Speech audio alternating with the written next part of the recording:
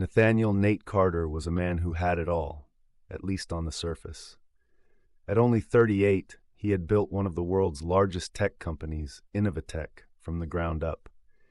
His journey from the rough streets of Detroit to the top floor of a Manhattan skyscraper was nothing short of extraordinary. But if you asked him, Nate would say the real story wasn't in the billions he had amassed, nor the fancy cars parked in his garage, or even the luxurious mansion overlooking Central Park. The real story, he believed, was how he stayed grounded despite all that. On a chilly Wednesday morning, Nate found himself at JFK International Airport, preparing to board a flight to Los Angeles. Though he could easily afford a private jet, Nate had a habit of flying commercial. He claimed it kept him connected to the people he was building technology for. His assistant, Clara, often argued about it, but Nate would simply laugh and say, "Clara, billionaires don't need to be pampered every second of their lives."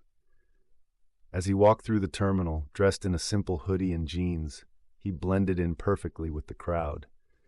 No one would have guessed that the man adjusting his carry-on backpack was worth over $10 billion. That's how Nate liked it. Anonymous, unassuming, just another guy catching a flight. Meanwhile, at the boarding gate, a young flight attendant named Emily Thompson was beginning her shift. Emily was in her late 20s, fresh-faced, with blonde hair tied neatly into a bun. She took pride in her job, though it wasn't exactly her dream career. She'd joined the airline industry to save up for medical school, a dream she'd put on hold after her father's sudden passing. Emily's mother had been struggling with health issues, and Emily had stepped up as the family's primary breadwinner. Today, Emily was assigned to the first-class cabin, a section she had come to associate with entitled passengers and impossible demands. She braced herself for yet another day of forced smiles and whispered frustrations. As the boarding process began, Nate made his way to the gate. Despite holding a first-class ticket, he patiently waited for his group to be called. When he finally approached the gate, Emily was the one checking tickets. "Good morning, sir," she said, flashing her practiced smile. Nate handed her his boarding pass. "Morning," he replied casually. Emily glanced at the ticket, then at Nate. Her smile faltered ever so slightly. Something about him didn't sit right with her. His casual attire, his relaxed demeanor, he didn't fit the image of the typical first-class passenger. Emily had seen her fair share of scammers trying to sneak into premium seating, and Nate's appearance raised an internal red flag. "Excuse me, sir," she said, her tone polite but firm. "This ticket is for first class." Nate tilted his head slightly, puzzled. "I know," he said, gesturing to the pass. "Is there a problem?" Emily hesitated. Her instincts told her something was off, but the ticket seemed legitimate. Still, she couldn't shake the nagging suspicion. "I'm going to need to verify this with my supervisor," she said, stepping away with the ticket. Nate sighed but nodded, keeping his cool. Minutes later, Emily returned, her supervisor in tow.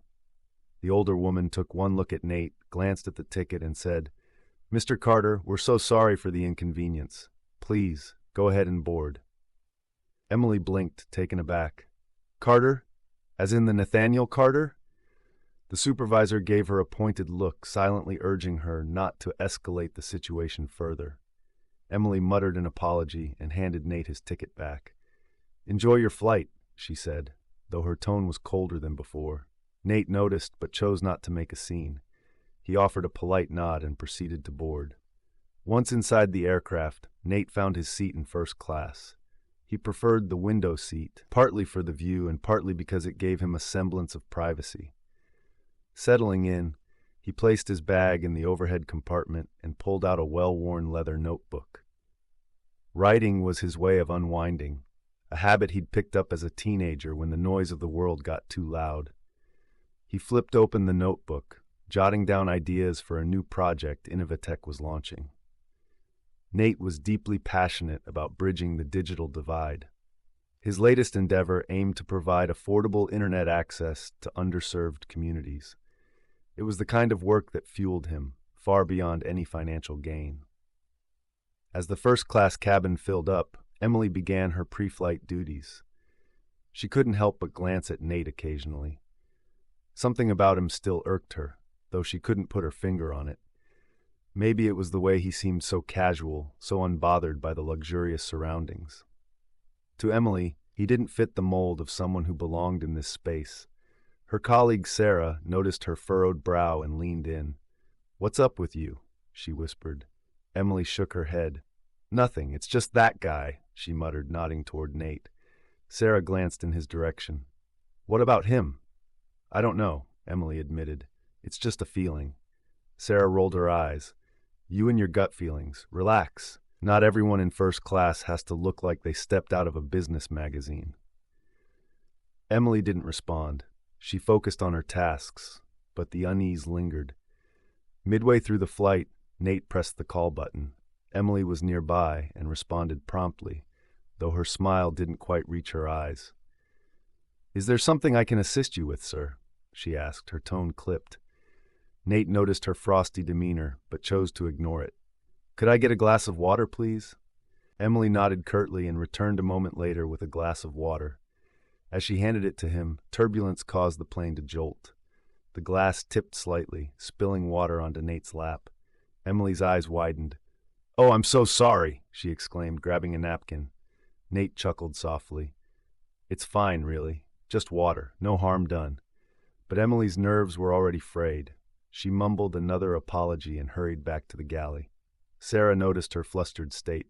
"You okay?" Emily sighed. "I just spilled water on that guy." Sarah laughed. "Relax, it happens. You're being way too hard on yourself." Emily nodded, but didn't feel reassured. She glanced back at Nate, who had returned to his notebook, seemingly unfazed by the incident. As the flight progressed, Emily couldn't shake her discomfort. She prided herself on being professional, yet her interactions with Nate felt off. She decided to approach him and apologize once more. "Mr. Carter," she began, standing beside his seat. Nate looked up, surprised. "Yes?"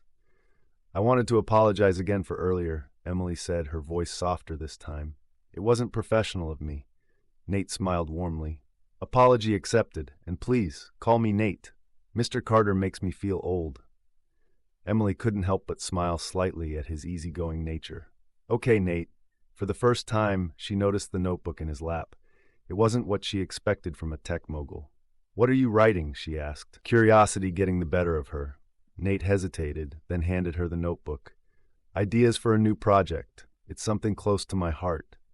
Emily scanned the pages, her eyes widening as she read about his plans to bring internet access to rural areas. "This is incredible," she said, her voice tinged with awe. Nate shrugged modestly. "Just trying to make a difference." Emily handed the notebook back, her perception of him shifting. "I didn't realize you were doing this kind of work." Nate smiled. "Most people don't. I like to keep a low profile." Emily nodded, feeling a pang of guilt for her earlier assumptions. As the flight began its descent, Nate excused himself to use the restroom. In his absence, Emily struck up a conversation with Sarah. "Did you know who he was?" Emily asked. Sarah frowned. "Who?" "Nate. Nathaniel Carter." Sarah's jaw dropped. "Wait, that Nathaniel Carter? The billionaire?" Emily nodded. "Yeah, and he's doing all this amazing work with his company." Sarah shook her head in disbelief. "You're telling me you didn't know who he was when you almost didn't let him board?" Emily's cheeks flushed. "I didn't recognize him, okay?" Sarah laughed. "Oh, Emily, you've got some stories to tell after this flight." When Nate returned, Emily found herself seeing him in a new light.